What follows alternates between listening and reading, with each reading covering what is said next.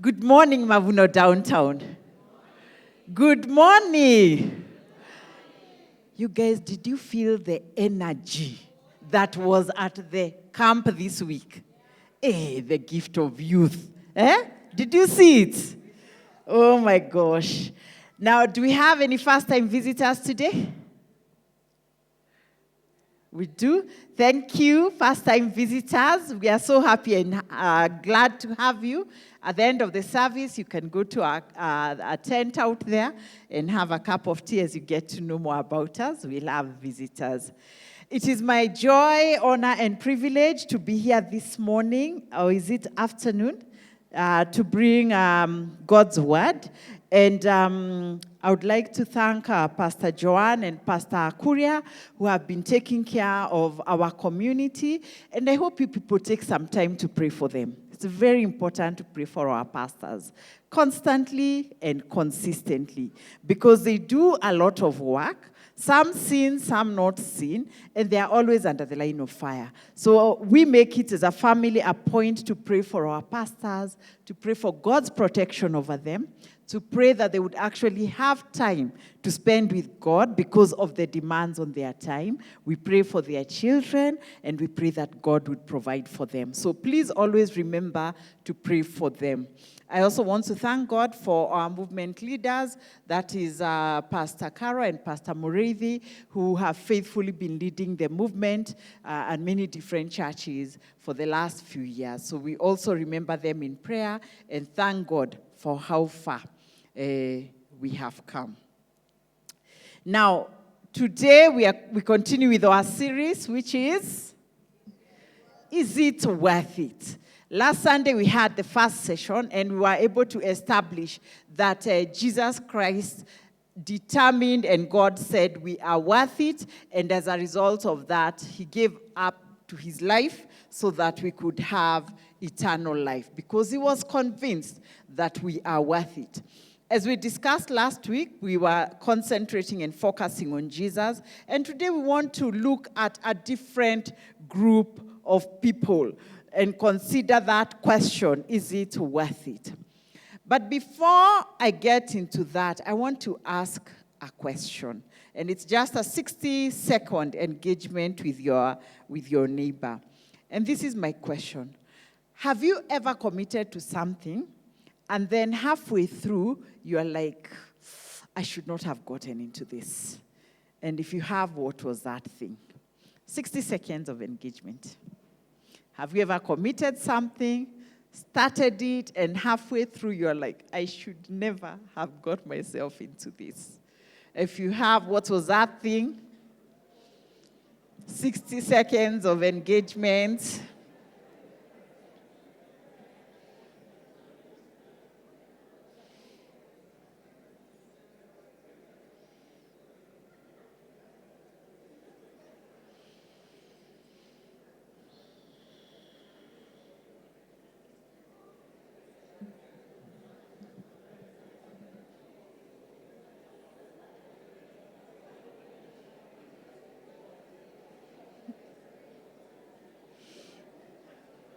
When I gauge the engagement, I conclude that all of us at one point or another have started something, and halfway through, we start regretting that we got into it.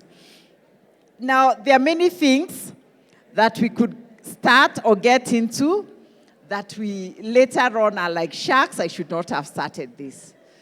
Some of us, it could be movies. How many people start watching movies and then halfway through you're like, I should not have started watching this movie? It is not delivering. It is not working out the way I had expected. But then I'm not a very good movie watcher. I love movies, but I'm not a good movie watcher. Actually, early on in our marriage, I used to beg my husband, let's watch a movie. So he gives in. You need to understand that's a sacrifice on his part, because my husband doesn't like movies. He's not a movie watcher. And then before half an hour is over, I'm already gone to dreamland. So he'd always feel played that I convinced him to watch, and then I don't watch a movie to the end. But there are people who start watching, then they're like, oh, this plot is taking too long to actually work. or to see where this movie is going. The storyline is slow, the acting is questionable, and somehow you keep watching, especially when you've been in it for an hour. You're like, I might as well see to the end. For some, it could be a book. You start reading a book, and then as you go on, you're like, wow, will I be able to finish this book? But then you look, okay, I've read up to here, let me just finish. But you're actually struggling and regretting that you started reading that book. For others, it could be a relationship. You entered into a relationship so excited about it. You know what I'm saying? And then halfway through, you're like, oh my God, what did I get myself into? And you're even wondering, how am I going to get out? Where will I start? And so you are hanging on and doing the things that need to be done, but your heart really is not there. For some of us, it's a business. You started a business, very excited. You had been told the returns will be 300%. But by the time you're halfway through, you're like, it's actually even taking more money from me than it is putting in my pocket. Is it really worth it? And you begin to think, do I quit? But you feel I'm too invested in it to quit. But you're also not fully convinced that it is worth continuing. And in those moments, quietly sometimes, we don't even say it aloud, a question begins to form in our minds and in our hearts. Did I get this wrong? Did I get this wrong? Is it really worth it? Was it worth it? Did I hear it right? Was my faith misplaced? Did I trust too much? Did I actually do a proper analysis? Today, I want us to look at a bunch of people who asked themselves that question. And even as they ask themselves, I do want to admit that even when it comes to our walk with God, there are times when we ask ourselves that question. It might not be a question that we ask ourselves every day, but sometimes it does show up. And you know, when we start our walk with God, as Christians, we are often very happy to quote a verse that says, God will meet the desires of your ask and it shall be, knock at the door and it shall be opened unto, and I could go on and on. So you obeyed God, but life got harder. We came here at the beginning of the year and said, give and it shall be given to you. Good measure shaken together and running over. And so you gave, but things just got tighter financially. In fact, some of you even lost your jobs. You chose integrity because it is the right thing to do. But from a business perspective, it's costing you business opportunities. You waited on God, but nothing seems to be changing. You waited on God that He could give you a spouse. 10 years have gone by, 20, 30, 40, and there is no spouse. You waited on God that He could give you a child, and 10 years have gone by, 15, 20. Now you're looking at the biological clock, and it's not looking like a feasibility. You went to school, got all the right degrees. You waited on God for a job. It's been 7 years, and you're still trying to get a job. Your parents were unwell. You prayed. You called for prayers. You fasted. But the heavens feel silent. And in fact, sometimes they end up transitioning. And you find yourself in this tension. Too invested to walk away, but quietly wondering, did I hear God wrong? Did I trust too much? Was my faith misplaced? Was it worth it? Did I have faith without action? Most of the time, we won't say it in church, but if we're very honest, sometimes we feel it. The truth is, you are not the first or the only person to feel that. There was a group of people who walked closely with Jesus and who left everything to follow Him. They believed that Jesus was the answer. In fact, they changed their entire lives, how their entire lives work. They restructured their entire lives so that they could actually build their lives around Jesus. You will remember some of them, like Peter, our fisherman. He was called and he left everything and followed Jesus. The sons of Zebedee left their father, that's James and John, and they followed Jesus. Matthew, the tax collector, not only did he give up being KRA, he also gave up some of his proceeds from that KRA service so that he could follow Jesus. So they had sacrificed and left their lives as they knew it to follow Jesus. In our current context, if you actually left everything to follow Jesus, to follow God, we start saying that you are in a cult. If every day, morning to evening, you are in church, every single day, I want to say 24/7, but maybe not 24/7. We rarely see you. Your children do not see you. Very soon, a family meeting will be convened because things are falling apart. And you can imagine these people left everything, their families, their work, their professions as they knew it. They were with Jesus. They would go with him to very far away towns, sleep there, wake up early in the morning, go and meet the people that Jesus was meeting with for 3 whole years. How long? 3 whole years, 36 months. Everything was around Jesus. They walked with him, they listened to him, they watched him perform miracles. They were convinced that he was the Son of God, that he was who he said he was. In fact, when Jesus asked them, who do people say I am? Peter is the one who said, you are the Son of God. So they knew that they were on the right track. They were following the Messiah, their king. And then one day, say with me, one day, after a very good meal, very good dinner, during Passover, they went to pray. And when they went to pray, after Jesus had prayed, or should I say, no sooner had he finished praying, Judas came and betrayed him, one of his own. And from there, it feels like it's a roller coaster, isn't it? Very soon, he's arrested. Soon thereafter, Peter denies knowing him 3 times after he had said, even to death, I'm following you. The others are scattered. I think they said to themselves, if Peter can deny Jesus, who are we? They also scattered. From there, Jesus went. It was a night of being shoved from one authority to the other. He was given a sham trial. He was falsely accused. He was mocked. And from there, he was sentenced.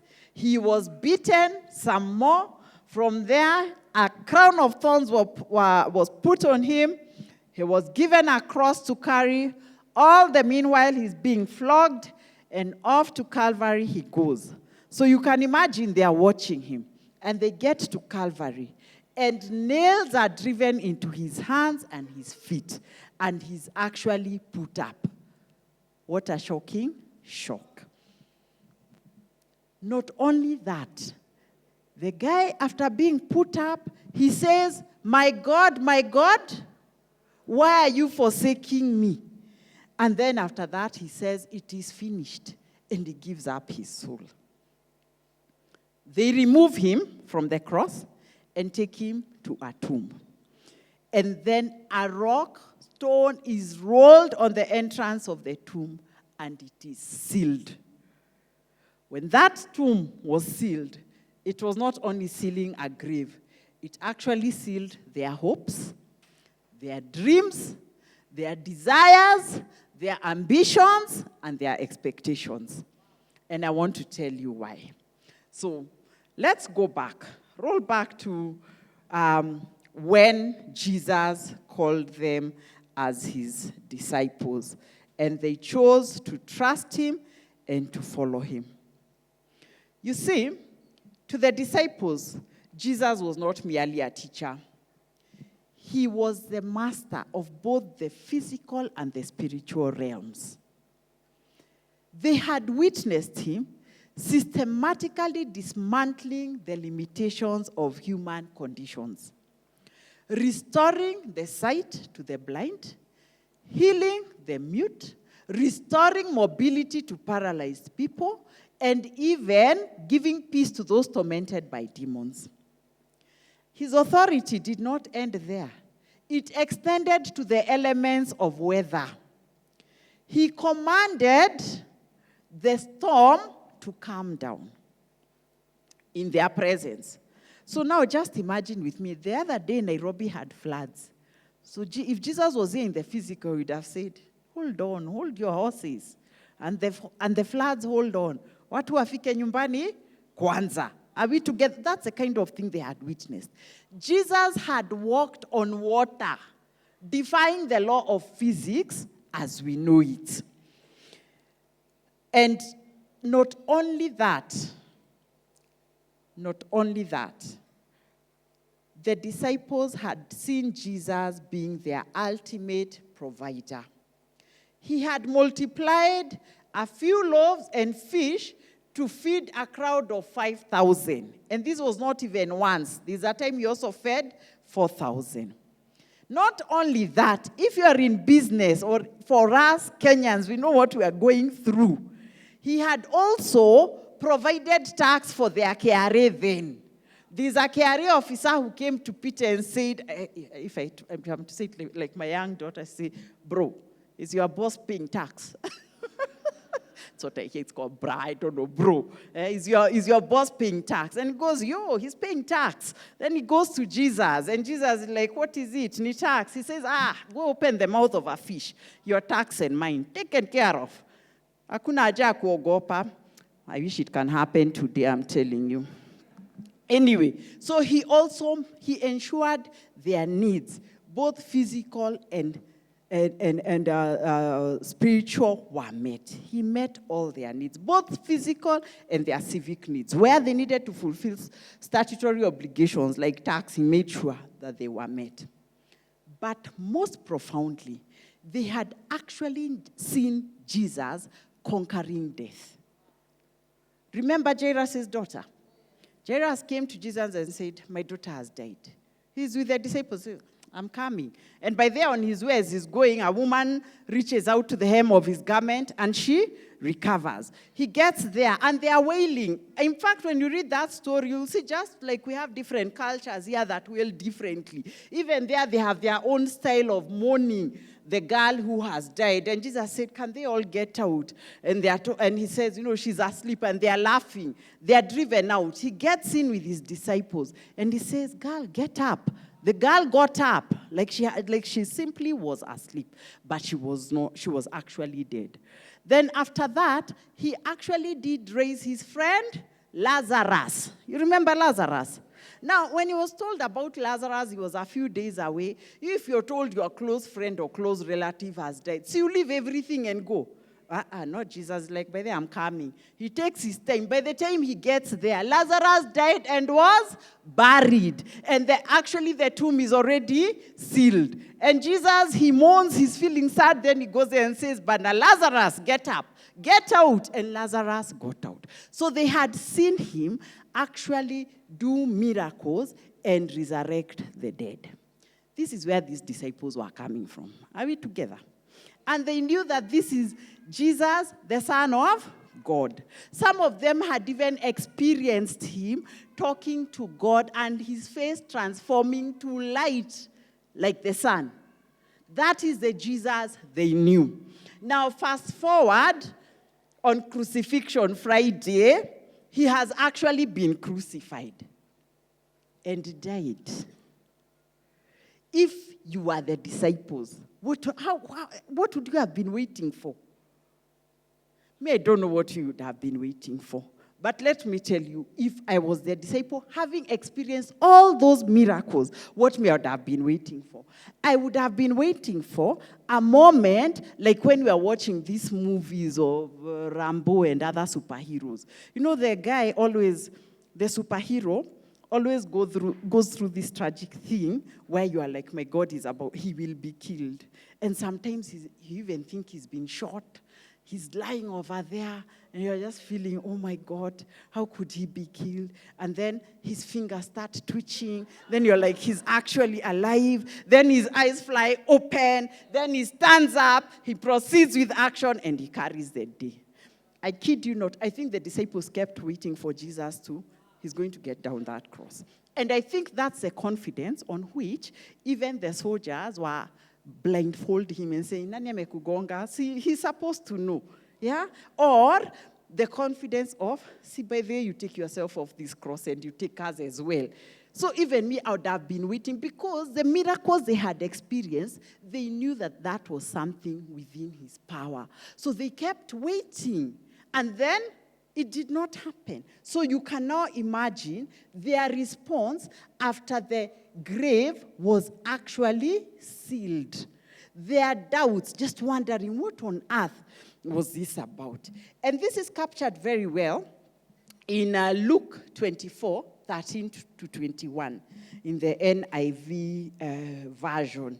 Luke 24, 13 to 21. And this is what it says. Just give me a semi-minute.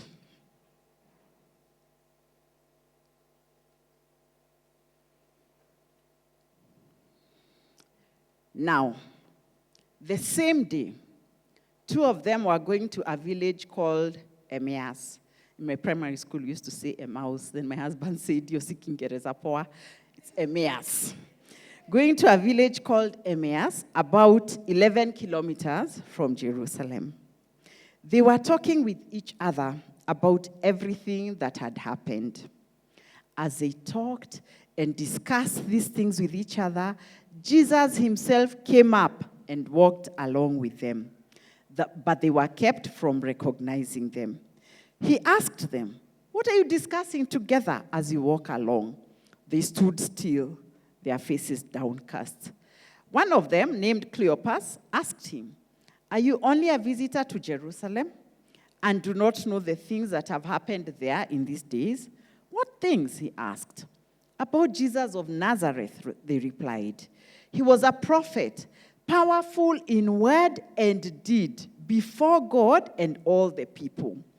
The chief priests and our rulers handed him over to be sentenced to death, and they crucified him. Underline these words and put them in caps. But we had hoped that he was the one who was going to redeem Israel. And what is more, it is the third day since all this took place. They had hoped that he was the one who was going to redeem Israel. Not they were hoping, they had hoped, meaning that their hope at this point was already dead. Their hope at this point was already dead. They could not reconcile what they knew about Jesus, what they had seen about Jesus in the 3 years that they had been with him, and what they actually saw on Crucifixion Friday. Because in their understanding, the Messiah was supposed to conquer, not suffer. He was sovereign king. He was supposed to reign, not be rejected, not be despised, and not go through the kind of suffering that he had gone through. Now, in view of that, how did the disciples respond?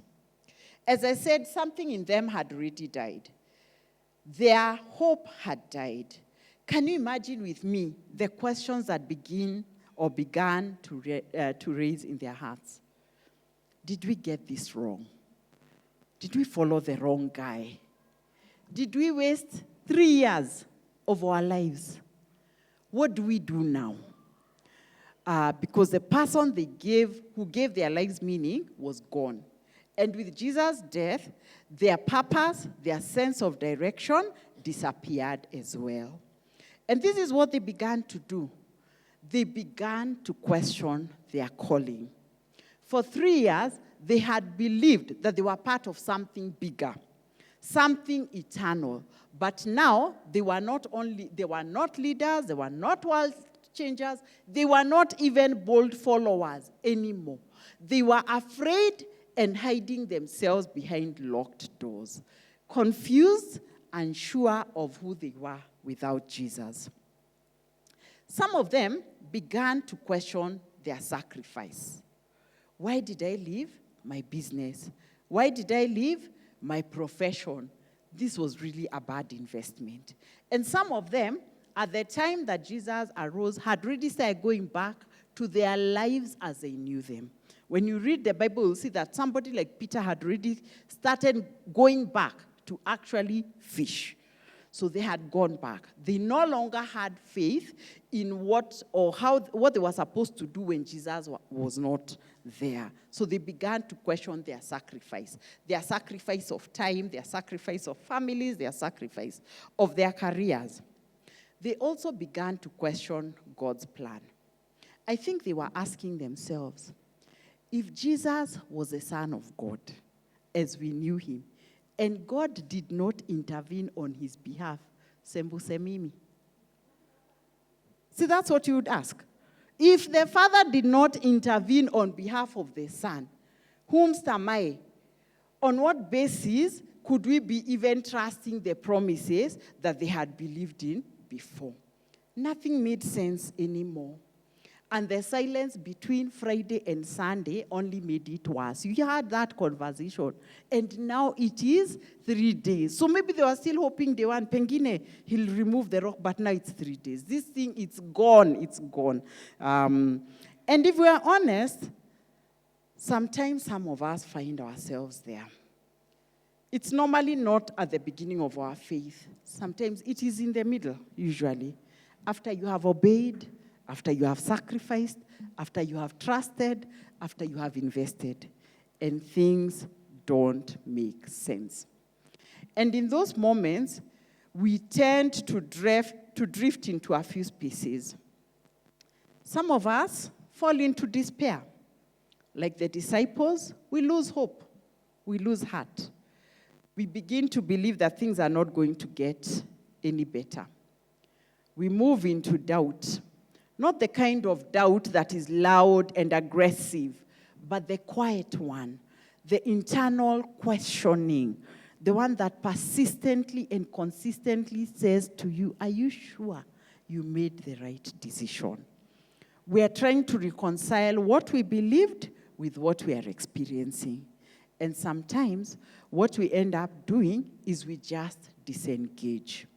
We don't fully walk away, but we step back. We go through the motions, but our hearts are not in it anymore. So you're coming to church, but your heart is not in it. You are serving, but your heart is not in it. I think it is important to understand that these responses are not new, and they don't disqualify us from being Christians, from being the children of God. I actually think they are part of what it means to walk through a moment where our expectations and our reality don't match. What the disciples did not know, and what we also don't know in our various circumstances, is that Friday was not the full story. They did not know that Friday was not the full story. In actual fact, what looked like the end was not the end. What looked like a loss was not a loss. And what looked like God being absent was actually God at work in the deepest way possible. Because God often does his greatest work in moments that feel like conclusions to us. To the disciples, Friday was a done story. It was over. Especially after that rock was rolled and sealed the tomb. We need to know that the cross was not a mistake. God did not lose control. He did not detour. That was the plan. The plan was for Jesus to die on the cross. And if you read the Bible a few chapters after, when Jesus rose up, he actually kept telling them, but I told you, I was meant to suffer. So they had been told, but it had not really been processed. So that was the plan. What looked like defeat was actually victory in disguise. And what looked like the death of hope was actually the birth of redemption. And the same is true in our lives. There are moments in our lives where everything in front of us looks like a dead end, like a wasted investment, like a wrong turn. It could be the spouse that you have been waiting for. Everybody in your family, your parents have been asking, what is wrong? Why aren't you bringing us somebody?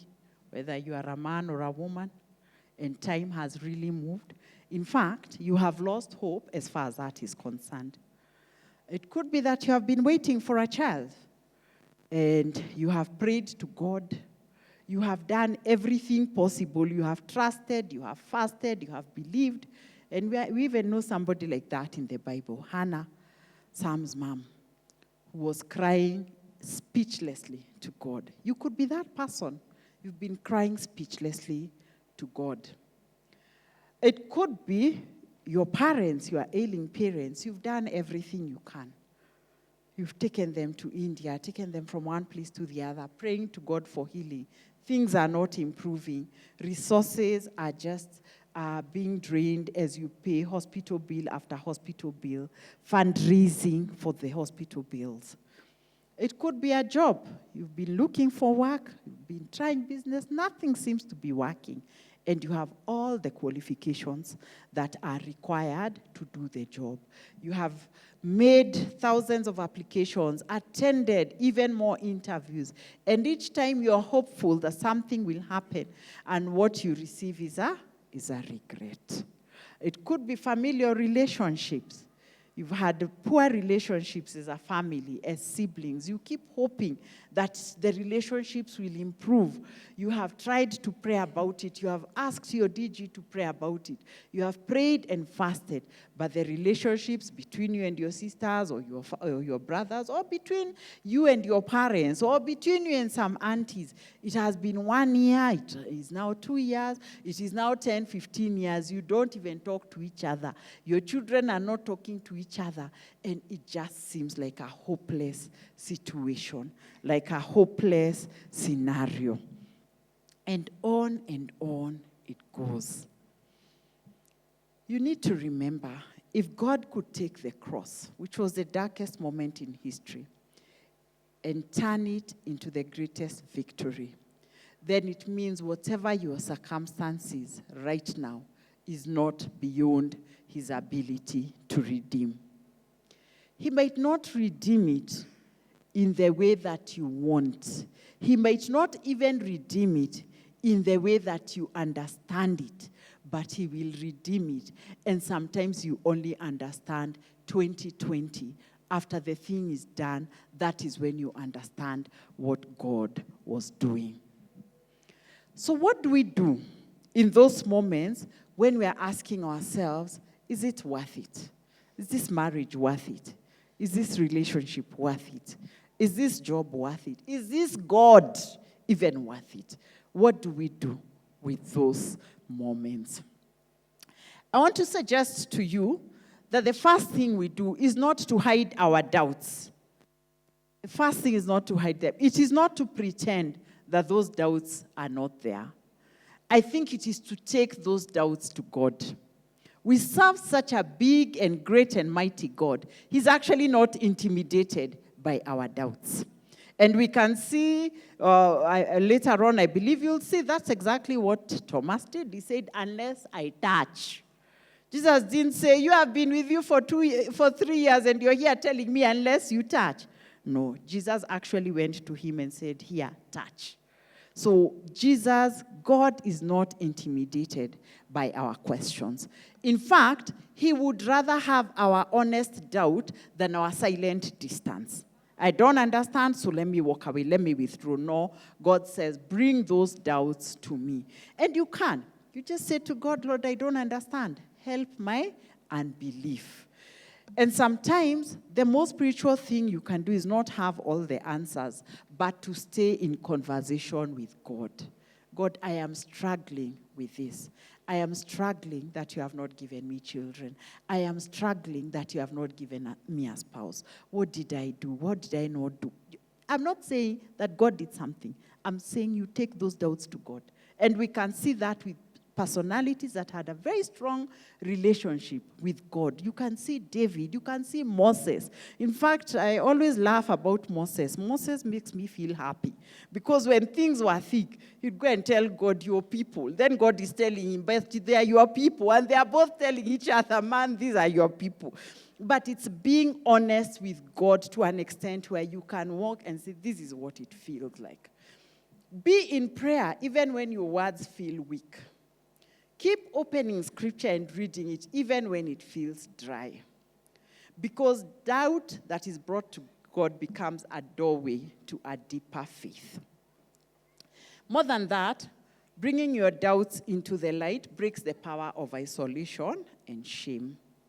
The enemy would love to feel like you are the only one struggling, the only one questioning, the only one barely holding on. I always wonder, if when he told Eve, are you really sure that God said?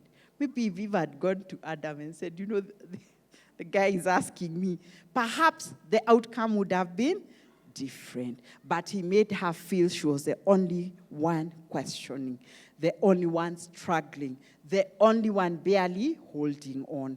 And sometimes as Christians, we can feel everybody seems bright and happy and smart. They are sorted. I can assure you, nobody is sorted. Everybody has their own struggles. So when you bring your doubts to God, you begin to realize that this is not a shock to God. It's not a surprise. God can handle this. He is not pushing you away. He will draw you closer, even in uncertainty. So don't hide your doubts. Number 2, do not isolate. Do not. Please say it with me. Do not isolate. We stay in community. We do what? We stay in community. We're living in very interesting times. In these times of social media, can you imagine?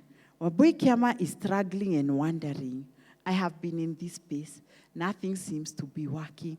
And then now your friends are posting on LinkedIn how they have now moved on to the next biggest executive job. You have been job hunting for so long. But then, in fact, they work there. The next time you meet them, they're like, oh, man, I moved to the... You're like, you moved, yes. And similarly, another CEO or corner office position. So you feel, I'm the only one struggling. Or... maybe Wabui Kiama is here preaching about how she loves her husband and her husband loves her right back. And they seem to have everything together. And we are there, hashtag blessed, hashtag sijui word, hashtag just looking like a loving couple. You're thinking, God, I don't even know who is this I married. I hardly can stand the sight of him. Now, how do you come to church and you're just looking not together and Wabui Kiama is looking together? And posting on Twitter, Instagram, and all the social medias available.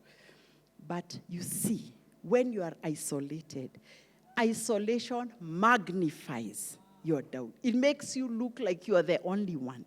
And not only are you the only one, you are the problem. Are we together? So you must stay in community, because when you're there in community and I'm there sharing, maybe I'm saying, my husband is such an introvert, I wanted to talk, I can shut down. Then you can say, even you go through that, then you laugh about it and move on. It has made a light moment. It has made you think, imagine I'm not the only one to Kwawengi, and then you can all pray about it. But also, a community gives you perspective. Are we together? So when you're having an issue and you isolate, the problem becomes magnified. You're seeing that this problem cannot be solved. I am drowning, or this thing is, in a bad space. But community gives you perspective. Somebody might have a different way of seeing things that you had not appreciated or thought about, and that brings a perspective that helps you to navigate a difficult situation. And that is the idea behind small groups. We do not want you to isolate because we only meet here together on Sundays. But life has happened for how many days? 6. And that is why we say, have a community. Sometimes you might not even be able to find a solution, I always say, but you'll have a hearty laugh and feel lighter and walk with a spring back home, regardless of the things that are there. But sometimes God, through that community, provides a solution. The reason you find as a church we harp on it and keep saying, don't isolate, stay in community. We know that when one's faith is weak, you need to borrow from others. When you're at a weak place, sometimes you need to stand on the strength of others. The disciples were scattered in their fear, but they were restored in community. They were afraid, it was difficult, but they used to meet together in a room. There's something about being around people who remind you that God is still at work, even when you can't see it. People who can speak the truth when your emotions are speaking louder than anything else. People who can stand with you when you don't have strength to stand on your own. And community is not just about being surrounded by people. It is about being known by people. Tell your neighbor, it's about being known. It's about being known by people. It's about having spaces where you can be honest, where you can be vulnerable, where you don't have to pretend that everything is okay when it is not. Where it is okay to say, I'm struggling, and instead of being judged, you're supported. It reminds you that your story is not over and that God is still writing something even in this difficult season. So the first way to respond is to take your doubts to God. The second way is to stay in community. Don't isolate. The third way is anchor ourselves on the cross. The cross is a reminder that God's silence is not God's absence, and God's delays are not denials. If the cross was not the end of the story, then whatever you are going through in your life that might be a challenge is not the end either. The cross is the ultimate proof that God can take the worst possible situation and turn it into something good, something redemptive, something eternal. And when you anchor yourself on the cross, you begin to interpret your life differently. You begin to stop seeing things in a certain manner and start seeing them in a different one. You start measuring God's faithfulness by your circumstances, and you start measuring it by what he has already done. So instead of looking at what is not done, what is devastating, you start actually seeing God's faithfulness, what God has done, and you start to be grateful. You remind yourself, if God did not withhold his only son, then he's not about to abandon you now. He gave the ultimate sacrifice. And the cross becomes your reference point, your anchor, your reminder that even when you cannot see it, God is working. And so we become people who refuse to walk away in the middle of our stories. We don't judge God based on our Friday moments. And we don't make conclusions in temporary seasons. We will not make final conclusions on our Friday moments. We hold on, we trust, we wait, because we have the privilege of knowing something that the disciples did not fully understand on Crucifixion Friday. They did not understand that Sunday was coming. I can't believe you guys are there. You know, if this was an African-American church, they did not know that Sunday was coming.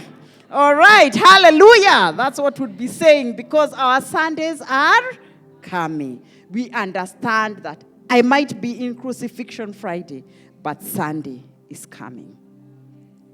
You may be here today, you feel like you're in that in-between space, things don't make sense, the outcome doesn't match what you expected, and you're quietly asking, was it worth it? You're quietly asking, was it worth it?